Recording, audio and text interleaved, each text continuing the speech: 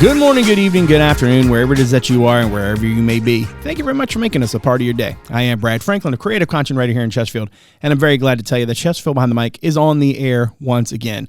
Now, it is October. October is a very important month for a variety of different reasons. I know there are a lot of different causes for this month, including domestic violence awareness. We're now joined by Lindsay Cassada, who is the coordinator of Chesterfield County's Domestic and Sexual Violence Resource Center. Lindsay, welcome to the podcast. How are you? I'm doing well, thank you. I am very glad to have you, very glad to talk about this topic. Before we get into the nuts and bolts of this, I want to talk to you a little bit about first your background and certainly what you guys do. But before we do that, I do want to tell folks who are listening to this, more than maybe our other podcasts, the other topics that we deal with, this is probably one that you might want to, if there are little ears around, you might want to be a little bit more cognizant of. And not necessarily because I expect what we're going to talk about to go in necessary directions, but just in case. So for those who may, be used to listening to the show when there are others around, this might be one that you want to have a little bit of that discretion before we get into it. Now, Lindsay, before we talk a little bit about your role and sort of what the Resource Center is all about, tell me a little bit about sort of how you got into this work. Before we sort of talk a little bit more in depth about, what you guys do, and certainly why that's such a focal point this month of all months. Tell me a little bit about your background and how you came to be the coordinator. Well, in one way or another, I've been involved in the domestic violence field since the very beginning of my career, 24 years now. So while in college at Virginia Tech, I interned at the Women's Resource Center in Radford. Came here to the Richmond area. After moving here, I worked for a small rural DV program for about a year. Okay. And then I entered the victim witness assistance field, which works with all types of crimes, including domestic sexual violence. After about 11 years in that field, I changed tracks to offender services as a probation officer for 6 years, supervising domestic violence offenders, among others. Right. And then about 6 years ago, I transitioned into this position as coordinator of Chesterfield County's Domestic and Sexual Violence Resource Center. Mm-hmm. So whether assisting victims or supervising offenders, pretty much my entire career has been in the DV field realm in some sort of way. Right. Now, in terms of what the Resource Center does, I think it's commonplace, right, for people to sort of know that something like this exists, right? They know that somebody's doing this type of work. They probably aren't necessarily as aware of who those people are and what exactly they do. So tell me a little bit more about the Domestic and Sexual Violence Resource Center and the dynamics sort of at play, because there aren't many, and you've kind of explained this to me, and I'm curious to get you to kind of talk about this on the show. There aren't many offices kind of like yours that are statewide. Is that right? That is correct. You're absolutely correct. And for simplicity, we call it the DSVRC. Right. Otherwise, we have this very long name. Right. But we're unusually situated as somewhat of a hybrid program. We're part of Chesterfield County government, so we're system-based, but we're also invested in the community. And we're really the only program of our type in the Richmond region with kind of a foot in either realm. Right. And in terms of the work you guys do, how would you sort of put that in context for people who maybe haven't had the occasion to sort of interact with services like yours? Sure. So in this field, programs tend to be your community-based nonprofits. Right. Traditionally, you would think of as your air quotes shelters. Right. Then you have your system-based programs, which are very system-based, such as victim witness assistance programs. Right. We're the link between those two. Right. And so we provide services that are, I like the Venn diagram. If you have the community on one side and the system on the other, we're that bubble that has both of them to some degree. Right. Because I would imagine that a lot of folks probably assume that you guys are victim witness assistants, because that's in a lot of different localities. That's probably the way that the majority of this works. What are some of the differences between what you guys do and what happens with victim assistance? Sure. So victim witness assistants, they are fully in criminal matters. Right. So when you have an arrest and things result, or somebody seeks a warrant from the magistrate and they go the criminal route, victim witness is going to help those folks with all those types of crimes. Right. Could be crimes against persons, crimes against property. Right. all of them, homicide, robberies, larcenies, all of those. And so they are tied to generally a Commonwealth Attorney's Office or a police department. Here in Chesterfield, it's through our Commonwealth Attorney's offices. Our resource center, whereas we have a small touch with that, we're really helping folks with the civil side of things because there are still court interventions that are through the courts, but they don't necessarily have criminal ramifications. Right. Do you have any interactions really with courts in general, or is it much more, I guess, in that realm, sort of information? You're sort of sharing information with folks, and that's really the extent in terms of your involvement on that front. I know we are heavily court involved, just because we're on the civil side of things. For one, our office is located in the JDR courthouse, so we're up on the second floor, really good access to the courtrooms. Our advocates are the leading, or I should say our program is the leading provider of protective order assistance in the county. Right. So our advocates all day, every day, are assisting folks who walk in the door seeking protective orders, perhaps for the first time, perhaps not. And then because protective orders are on a rotating timeline, the same day they may be assisting new folks, later that day or throughout the day, they're going to be assisting folks that they had met weeks before or months before. Yeah. You mentioned protective orders. I want to get to that in a second. First, I want to start something really basic, which this might sound a little bit weird, but I kind of want to start from the really bottom level, and I want to ask a really simple question. What is domestic violence? And how would you, and especially as somebody who has so much experience in this field, how would you frame that and define that for folks? Power and control. Those two words. Domestic violence is all about power and control. So it's a pattern of behaviors, which are going to be physically, sexually, emotionally abusive behaviors. Right. And they're used by one person to assert power and control over another person. And then for our world, that would be in the context of an intimate partner relationship. Right. So folks tend to think domestic violence, physical abuse. Right. And that's absolutely correct. Right. But by no means is that the everything? Only form. Right. Yes. Domestic violence, physical, intimate partner violence tends to be very cyclical. You have stages where you have tension building. Things are building and building until you get to an incident that may be an explosive incident that could be verbal, it could be physical, it could be both. And then you get into your reconciliation, the promises of change, I won't do it again. That could be followed by a period of calm, but then it's back to the same. You're building tension, and then over the years, you talk to folks and you'll see one of the indicators of a progressive relationship is that cycle tends to happen faster. Right. Where early on there might be much more time between those phases. Gaps. Right. Yeah. Yeah. Mm-hmm. And in terms of the work you guys do, how often are you? I guess safety is obviously such a big part of this, right? How often are you talking to folks about safety plans and how important they are? Because I know a lot of the work you do, in addition to what you're talking about with, the court piece of this and everything, is trying to prepare folks for the realities that they might not necessarily understand fully. But you guys, because of, the expertise you have, the experiences that you've heard about, the folks you've worked with, you can see that cycle. How often are you talking to people about safety plans, and why does safety plans matter so much?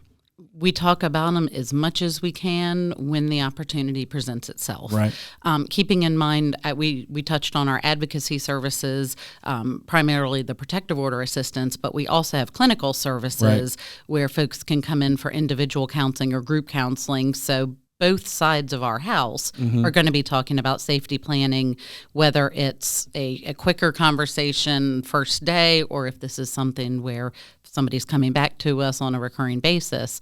But please keep in mind, a victim cannot control his or her partner's abusive actions. Right. That can't be done. We are all responsible for our own actions. But a victim can take steps to protect themselves and their children, hopefully to reduce their risk of harm. So that's when we're looking at safety planning. The specifics of a plan are likely to be different from one person to another, but the components are going to be the same. I mean, really the concept of the safety plan is to think ahead, to brainstorm specific ways to stay safe and try to reduce the risk of harm. Right. And then it can include strategies depending on where that person is in their experiences, where they are. Is that planning during the incident? Right. Thinking ahead of how to exit a house, what room is going to be the safest room to run to, or what room is going to be the most dangerous room to run to. It's talking to their children, teaching children how to call 911. If you're exiting, where do you go? Those are things that folks we're going to speak with about during incidents. There's things to consider when planning to leave that are going to be different because that's more of your planning. So copies of documents, whether that's with somebody has hidden it or given it to a safe person, taking extra keys, cash, whatever they can to think, if I need to basically evacuate, what am I going to need? There's safety in the residence, whether this is during the relationship or post, if they're on their own, whether that's security like locks and lighting and letting your neighbors know what's going on. So if they see strange things, if you are comfortable enough with those relationships, there's safety on the job and in public, whether that's changing your patterns and habits in which stores you shop in, what time you're leaving, what routes you take, where to drive. If you recognize or you see you're being followed, in that moment, thinking ahead to, if this were to occur, where would I drive? I need to go to a fire station. I need to go somewhere that's always staffed with folks that can help me. Much like we teach kids fire drills in schools, it's a similar concept. It's different, but it's similar. It's really just planning for the what ifs for all those different stages. It occurs to me as I'm listening to you kind of describe that, it sounded in some ways, because I not long ago talked to Jess Robeson from Emergency Management, and we talk a lot about hurricane planning and preparedness, right? Yes. And you're kind of walking through a lot of the same sort of questions, but in a very different idea, right? There's this thing that can happen to you. You don't know when, you don't know how, but you have to be prepared anyway. Yes. You mentioned protective orders earlier, and I kind of want to go back to that because one of the things, and again, kind of like with when I ask about domestic violence, I think people understand, at least on some level, the idea of what a protective order is. But I think that it's good to say, to kind of talk about it plainly, like what is a protective order? How do they differ from restraining orders, no contact orders? There's lots of different pieces, and these are obviously, for the work you guys do, very important aspects. What are protective orders and how do they differ from restraining orders? So first, in Virginia, we don't have restraining orders. Right. We all get that language from watching Law & Order and television shows, and they may have them in other states. I've honestly never worked in this field in another state. But in Virginia, we do not have restraining orders. We have no contact orders and protective orders. Both of those are going to be ordered by a judicial officer, which could be a judge or a magistrate, but they're different. A no-contact order is generally going to be linked to a criminal matter. That can be a pretrial order, so a condition of bond or pretrial release, and it can be post-trial, such as a sentencing, not to have contact with someone either pending a case or after a case. And that's most likely going to be linked to some sort of suspension of jail time or a fine. So if that no contact order is broken, the remedy for that is for the Commonwealth's Attorney's Office to bring that back before the judge to advise of what that contact was, and then the judge can determine if he or she wants to do anything based on that. And so that is not an arrestable type order. So if it's certainly effective, but to understand the difference of why a no contact and protective orders are so different, if someone has a no contact order based on a criminal case, for example, and they call the police don't have arrest powers over that. However, they do with a protective order. So a protective order is a civil order. It only becomes a criminal matter if violated. So it's not going to necessarily have criminal ramifications just to have one exist. And then protective orders, we mentioned cyclical earlier. That's similar with protective orders where there's emergency, preliminary, and permanent. We can go into that if you'd like. Yeah, but sure. It's important to know the difference in response. A protective order is a document that the police can arrest on. Right. And so where we have matters that someone may have a criminal case and then they also have an accompanying protective order, those are separate. One is civil, one's criminal. They certainly may link up. They might be addressed during the same hearings, but they have very different purposes. And some of the messaging that we work with and those that we assist is in dropping a protective order, that no contact order is not going to have the same response. Right. It doesn't have the same teeth. Exactly. Right. Exactly. Right. This might be a difficult follow-up to answer, but I kind of want to walk through people through this. So let's say somebody comes to you guys, somebody who has experienced some sort of domestic violence, whether it's been going on a long time, not.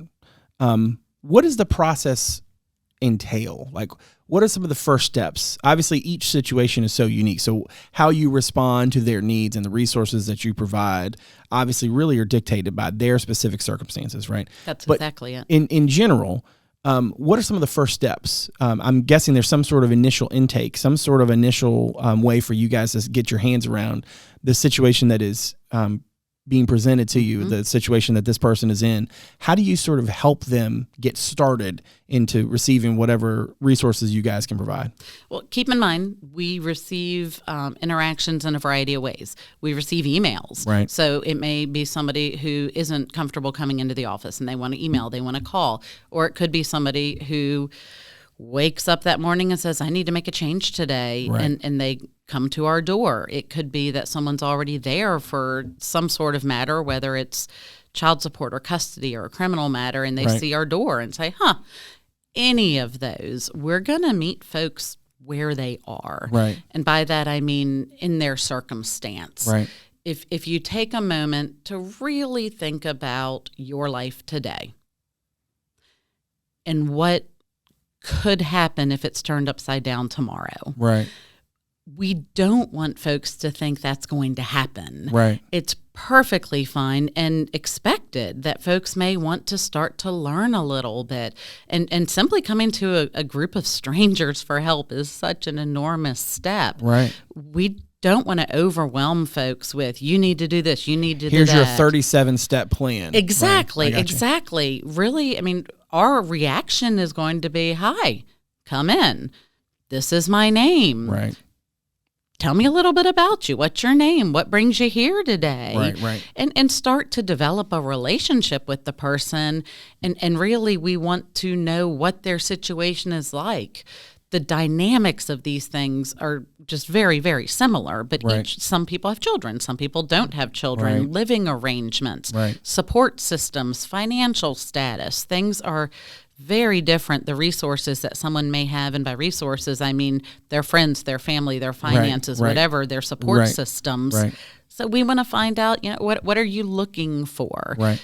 Do you need, or is this something where you're afraid if you go home, you may be killed? Right. Or is this a situation where it's bad and you need an exit plan, but you're not in imminent danger? Right. And those are going to look different depending on if they feel they have time to prepare, if they don't. We have folks across all age ranges, folks later in life, folks very young. And with any of them, really, we're going to ask, what are you looking for? Right. And hopefully we can present options so right. they can start to pick which path they want to take. But by no means are we going to say, hey, I'm glad you're here. You need to leave so-and-so, and we're going to tell you how. Right, right. We very well may say, gosh, this is a really tough situation. Yeah. Right, I got you. Based on everything you've told me, these risk factors are A, right. B, C, and D, and I'm concerned that you are in a very high-risk situation. Right. Let them make that jump right. from there. Yeah. I got one more question for you before I let you go, but I want to ask one quick follow-up. You kept saying we. I want to give you the opportunity because I think this is one of those things that people are aware somebody's doing this work, but they probably have no idea the scope. They don't have any idea the folks who are doing it. your group is really small. I mean, We are. 4 total, right? Yes. Tell me a little bit, or tell folks about sort of what those 4 roles really are. Sure. So we are actually a unit under a county department. So Community Corrections and Pretrial Services, which is community supervision of offenders, has our small victim service unit. And so our resource center is within Community Corrections.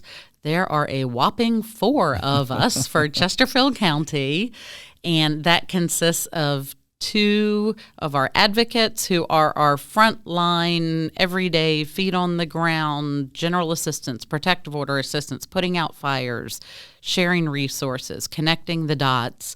And then we have a clinician who is a licensed professional counselor. She's providing individual counseling and group counseling as well. They, of course, all 3 work very closely. So really the 3 of them form our front lines of who's doing the work.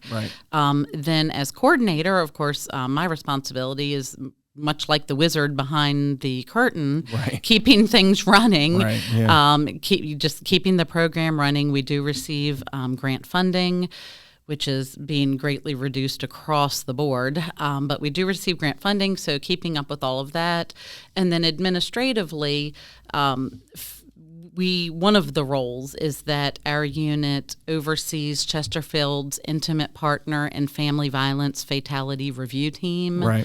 We're a multidisciplinary team that covers as many disciplines as we can, and we come together, it's, 25 of us.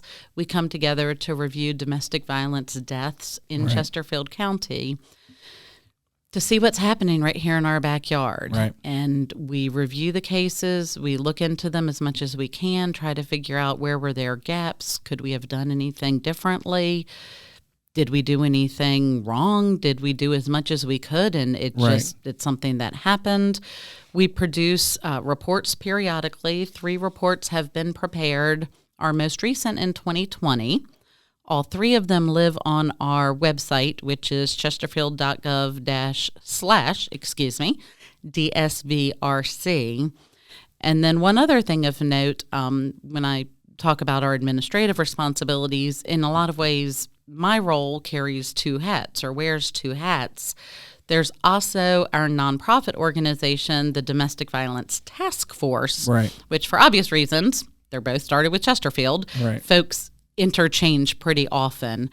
The Domestic and Sexual Violence Resource Center that we've talked about today provides services to individuals in our community. Our task force is a nonprofit membership of a professional membership organization where we come together for the combined good. That's also multidisciplinary in that we have folks from all different types of programs, but all that have some role in domestic violence.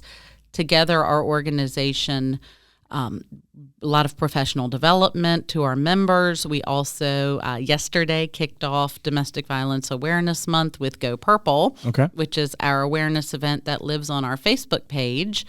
Together, we put that program forth and recognize someone in the community each year with outstanding service. And then what I believe is the crowning jewel of the task force is our Carolyn Miller Memorial Fund, named for Ms. Miller, who was killed in Midlothian in December of 2000.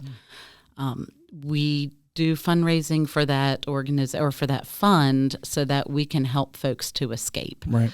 So we do what we can to fundraise to keep our pot full so that we can help folks to increase their safety and essentially get out if need to. Last one for you before I let you go. You mentioned, right here in our backyard, like I'm talked about at the open, October's Domestic Violence Awareness Month.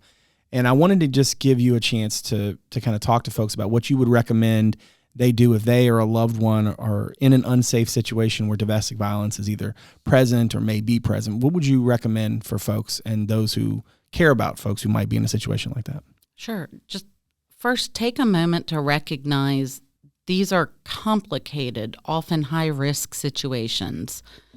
At the core of it, these victims are in situations living a life of control. And if they found the courage to disclose the situation, the last thing they need is for the person that they've chosen to speak with is to say, you should. Such as, you should leave. It's rarely that simple. We ask folks to give the person support, listen without judgment or advice, ask how they would like you to help if they want you to help. Right. They may just want to talk and have someone listen without judgment. Right. But at the end of the day, they've chosen you as the person to talk to, and so they trust you. They need to know that they can continue to trust you without judgment, without being forced to do something if they're not there yet. Connect them to us for the professionals, because we can help them to move forward in a way that is safe and in a way that they want to. Right. Folks we receive calls often, someone that wants to help their grown child or sibling or friend, and they want us to reach out to them. And we can't do that because it could jeopardize their safety. Right. And again, change has to come from within. That person needs to, on their own, want to change their situation if they're able. So we simply ask, provide support, share our information, and listen without judgment. Right. Well, Lindsay, thank you very much for coming on the podcast, talking to us about this. And obviously October, a very important month, and I'm very thankful for all the work you guys do. So thank you very much for coming on. Thank you. All right. Make sure you check us out on social media. On Twitter, it's at Chesterfield VA, and on Instagram, it's Chesterfield Virginia, all one word. And on Facebook, you can check out our podcast page. Just search Chesterfield Behind the Mic. Now, make sure to follow or subscribe to the podcast on Apple Podcasts, Spotify, Google Podcasts, or Overcast, wherever it is that you get your shows. And if you're so inclined to give us a rating or review, we greatly appreciate it. As always, a video version of our show is available on our website, as well as on our YouTube channel. You can check us online, chesterfield.gov/podcast. That's also where you can submit feedback anytime, make suggestions, or just reach out to us. You can watch the show on WCCT Thursday through Sunday at 7, on the weekends at noon. That's Comcast Channel 98 and Verizon Channel 28. Lastly, you can check out chesterfield.gov/connect with us to find out a number of other ways to connect with Chesterfield County. My thanks to my director, Martin Stith, my executive producer, Teresa, Bonifas, and all the good folks from Constituent Media Services for all they do. And my thanks to you for joining us today. So, from all of us here in Chesterfield, thanks again for making us a part of your day. We'll see you again real soon. Take good care.